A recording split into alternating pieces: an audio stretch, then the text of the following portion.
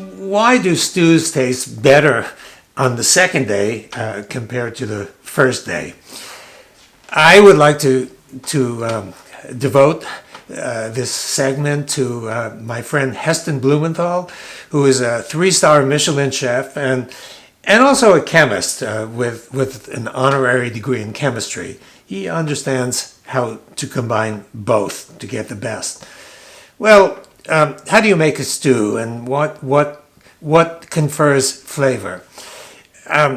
I start with an example of water. Water has no taste, right? If you add a bit of salt, you get some taste. And if you add more salt, you get more taste. So really what enhances flavor and taste is the volume, the flavor volume. A little bit of it, you get some taste. More of it, you get more taste. So how does that relate to the idea of stews tasting better the second day? Well, the first day you make the stew. And when you make the stew, you've got carrots and potatoes and meat, and all of them contain easy water.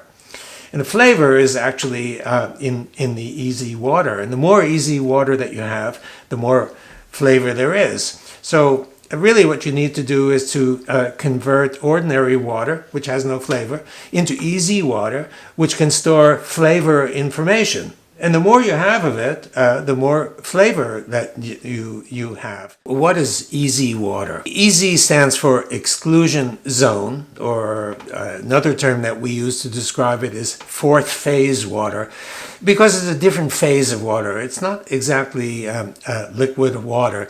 It has a different structure to it. And it's the water that fills your body. For example, saliva, you can imagine, it's not liquid water, but saliva consists mostly of easy water, and that's why it has a kind of viscous like sensation to it. Another example of easy water is raw egg white. You know, it's not liquid exactly, it's not solid, it's somewhere in between. And from the experiments that we've carried out over the years, we know how it forms. When ordinary liquid water meets certain surfaces, that water undergoes a transition from liquid water to easy water. And easy water has, shall we say, structure to it. It's not a bunch of randomly oriented molecules. It's a set of molecules that are very well ordered. And it's the order of the molecules that confers the capacity of easy to store information. It's a bit like a computer memory, you know, which consists of an ordered array of transistors, each one of which has 2 possible states. Well, easy is an ordered array of oxygens and hydrogens, and the oxygens, in fact, can take on not 2 states, but 5 different states. Though there's plenty of capacity for easy water to store information, unlike ordinary liquid water, which has no such capacity because the molecules are randomly oriented.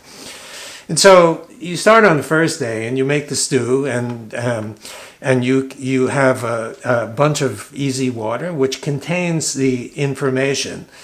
How do we explain that the information is in easy water? Well, easy water has structure to it. It's just like a computer memory.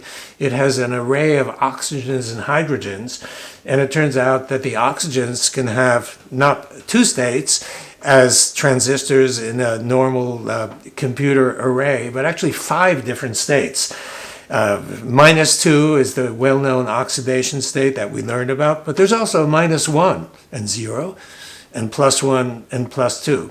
So it means that, at least in theory, easy water has plenty of capacity to store information, including flavor information. So we make the stew, and on the first day there's an abundance of easy water with flavor information. We taste it, we like it, and then we put it in the refrigerator. Next day we take it out and we put it under the heat.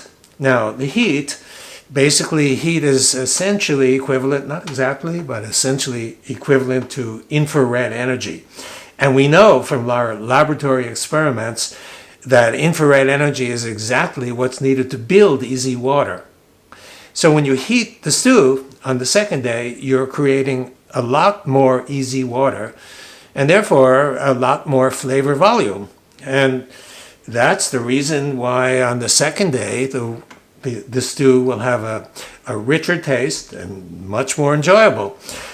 And I guess I maybe end with some advice to young chefs. If you're serving stew, make it the day prior. Your customers will appreciate it much more.